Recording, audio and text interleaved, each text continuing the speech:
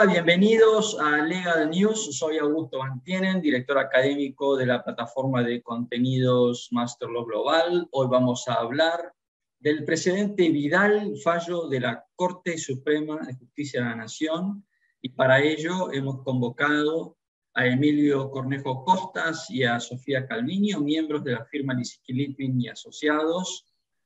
Hola Emilio, hola Sofía, ¿cómo están? Gracias por acompañarnos. Parece que estamos frente a un caso muy importante. Basta googlear el caso Vidal para darnos cuenta de la importancia o la relevancia de este precedente de la Corte Suprema. Con lo cual, Emilio, quiero comenzar contigo. ¿Por qué no nos contás un poquito, Emilio, por qué este caso llega a la Corte Suprema? ¿Qué es el caso Vidal? ¿Ley penal más benigna? Contanos un poquito. Perfecto. Primero que nada, bueno, buenos días, Augusto. Muchísimas gracias nuevamente por la invitación a conversar con vos estos temas interesantes. La verdad que es un verdadero gusto, un placer.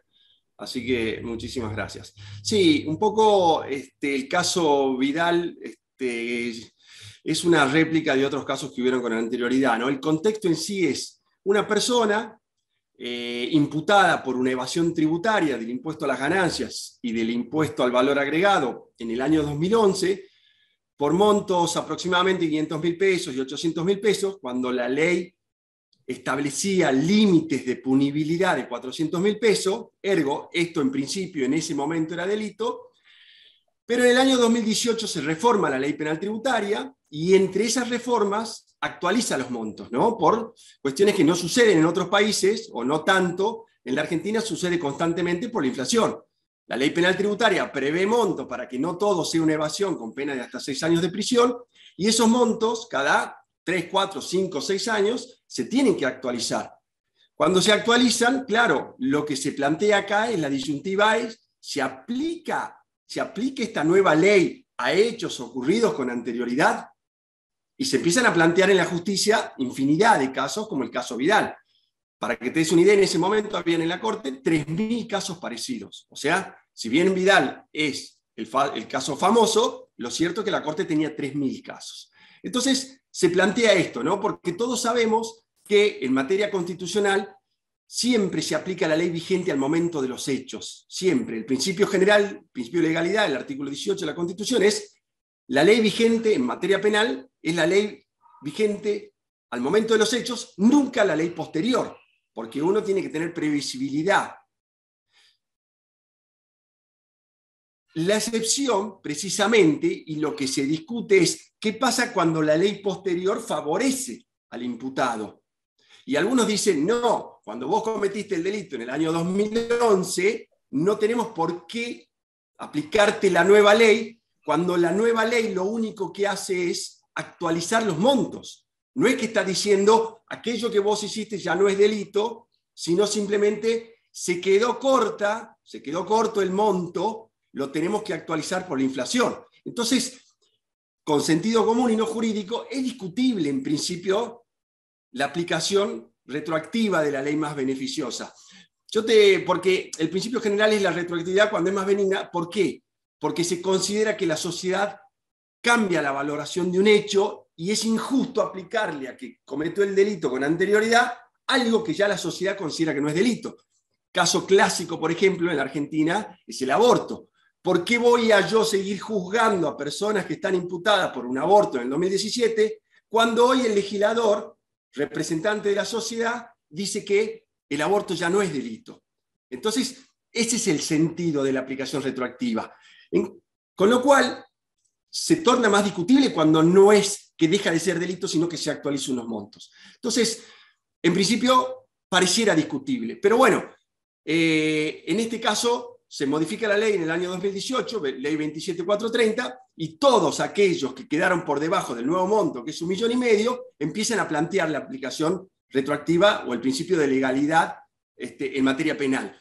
La mayoría de los juzgados, la mayoría, por decirte el 98%, en base a un fallo de la Corte del año 2009, entiende que se debe aplicar la ley penal más benigna y comienzan a sobreseerse a todos aquellos que quedan por debajo de los nuevos montos, que son de 1,5 millones de pesos por año y por impuesto.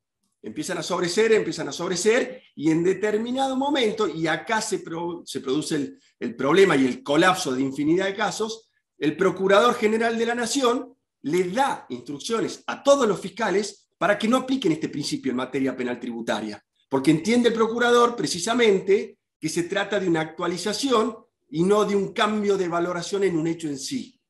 Cuando le da esta orden a todos los fiscales empiezan a apelar estos sobrecimientos y empiezan a subir escalonadamente hasta llegar a la Cámara de Casación Penal, que es una instancia previa a la Corte Suprema, y un poco te va a explicar qué es lo que sucede ahí.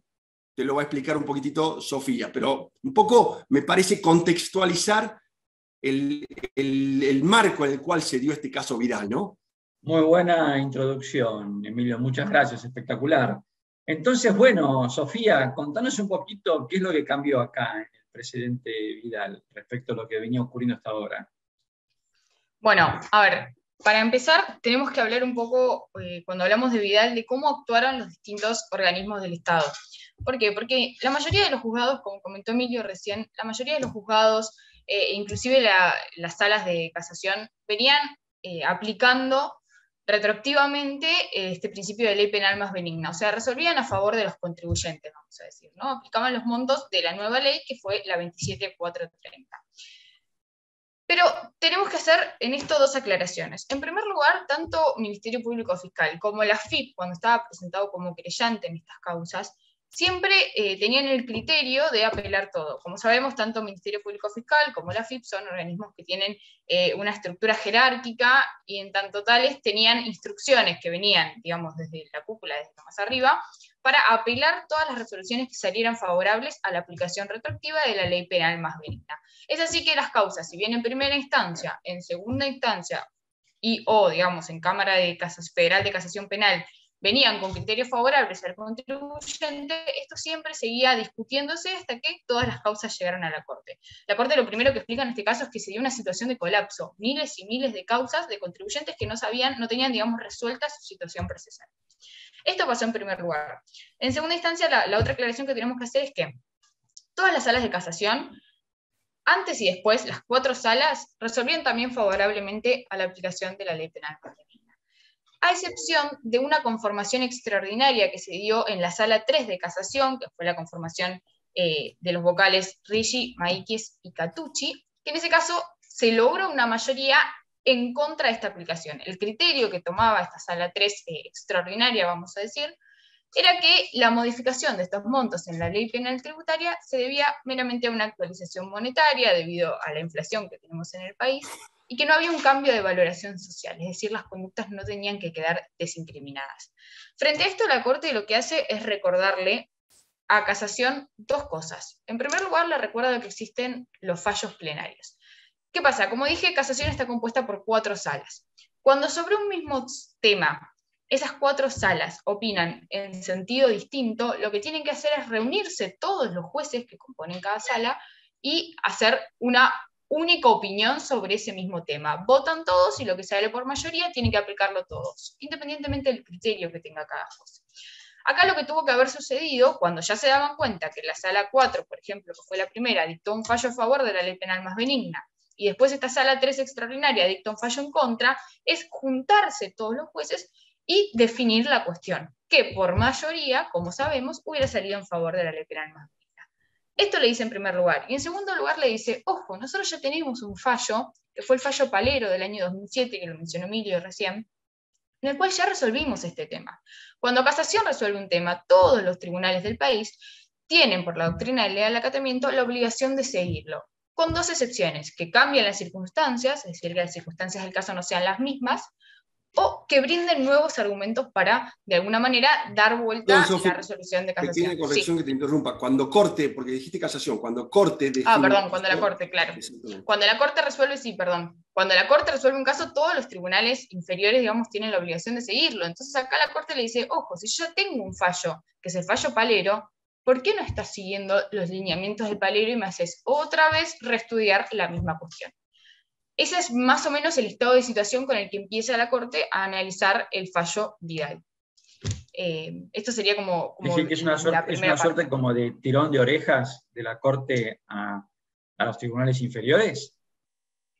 Sí, sobre todo a casación, y la verdad es que si bien se agarra mucho con esta conformación extraordinaria de la sala 3, también de alguna manera le avisa a las otras 3 salas, a la 1, 2 y 4, que aunque venían resolviendo y nunca cambió la conformación y nunca tenían una opinión desfavorable a la aplicación retroactiva, le dice, ojo, porque si vos ya te dabas cuenta que sala 3 estaba resolviendo de modo distinto, alguien en algún momento tendría que haber citado un plenario y con ese plenario todos aplicaban el mismo criterio y no llegábamos a esta situación de colapso. Convengamos de todos modos que la Corte tardó 3 años en resolver esto y terminó diciendo algo muy parecido a lo que ya venía diciendo en otros casos. Pero lo más importante quizá de este fallo fue eso, ese tirón de orejas que le hace a todos los jueces de casación para decirle, tendrían que haberse dado cuenta que esto no tendría que haber pasado.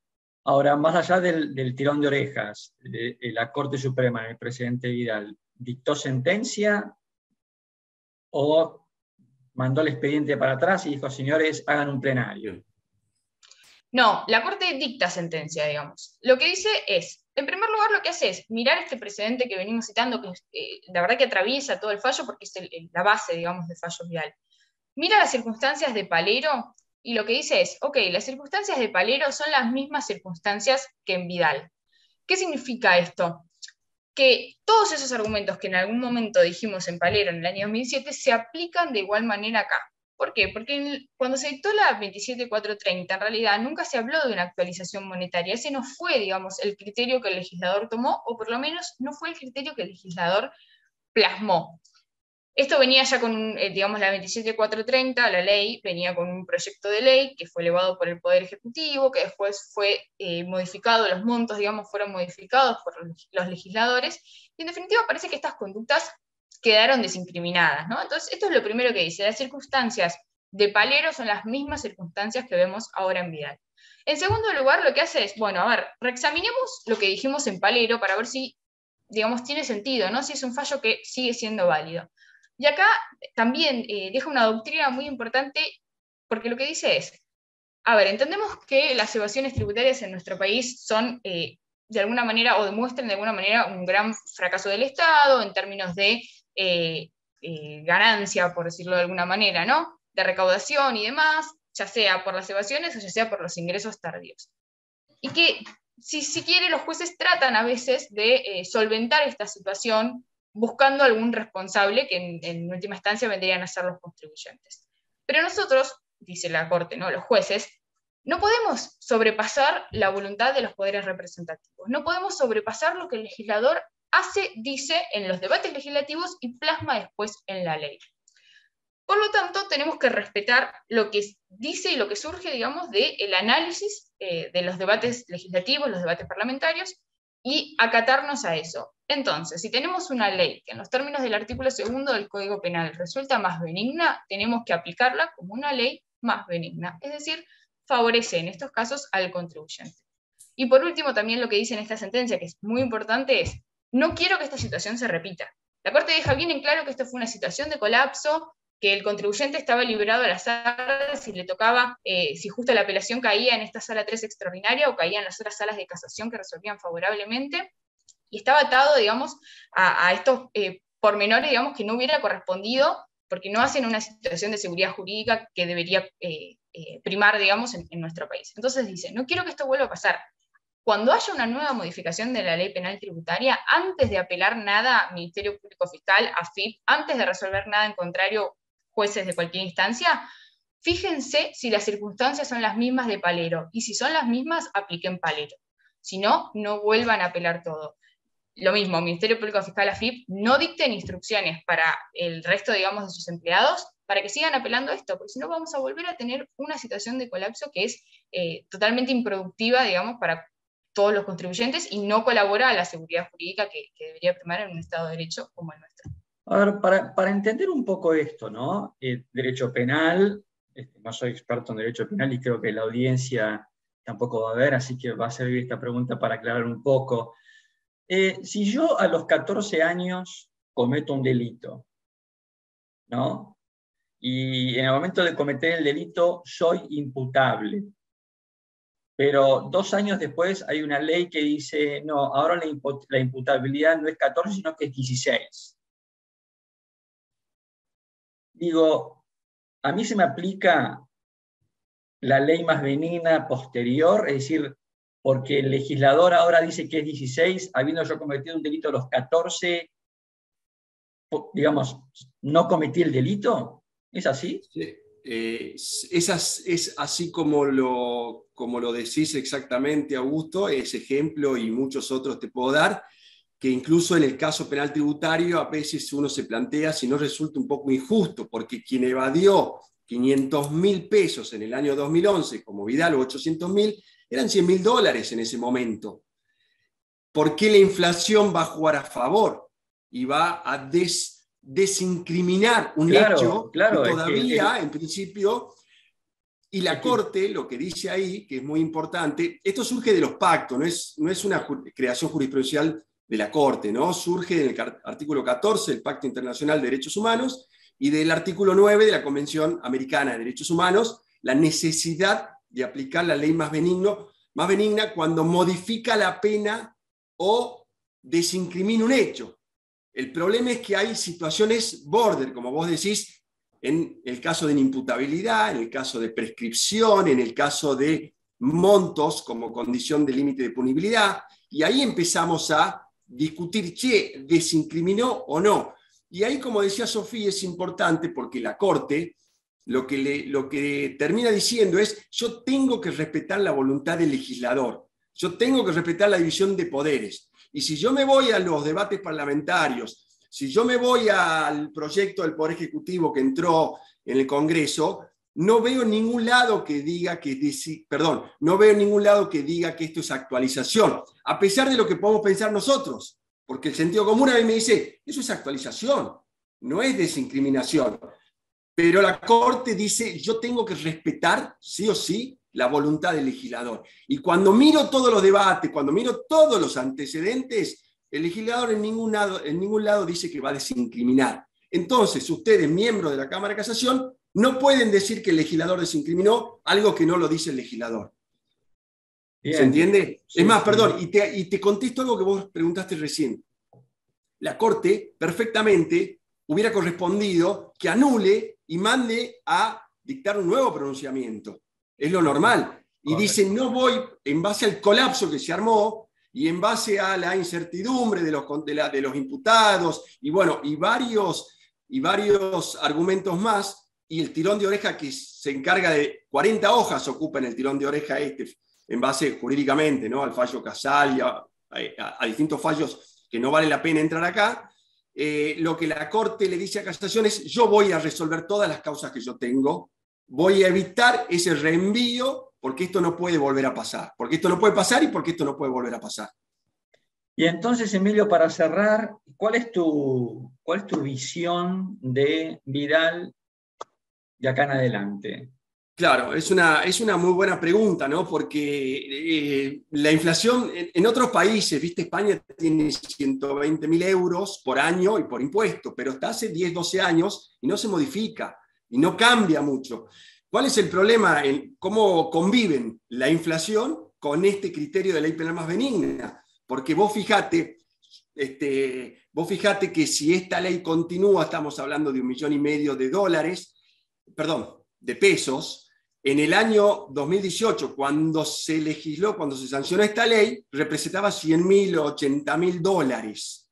Hoy, 1,5 millones en Argentina son 7.500 dólares. Entonces también es injusto que se mantenga esta ley con una pena de 6 años por montos tan bajos, quedaron muy bajos. Se va a volver a modificar esto y va a volver a pasar esto, con todos los perjuicios que trae al sistema penal, ¿no? Pierde credibilidad la ley. ¿Qué te dicen hoy? A mí me pasa como abogado defensor. ¿Qué te dicen hoy los contribuyentes? Y yo prefiero arriesgar un poco porque sé que después, sea por una moratoria, porque también hay moratorias bastante seguidas en Argentina, o sea, porque se reforme la ley, no voy a tener sanción penal. Entonces pierde ese poder de disuasión que debería tener la ley penal. Lo va perdiendo y a medida que sigamos teniendo estos índices de inflación, vamos a seguir, me parece, con esta con esta mecánica, ¿no? Nuevas causas, denuncia, infinidad de causas, sobreseimientos cuando se modifica la ley cada 3, 4 años. Es complicado el tema, es complicado.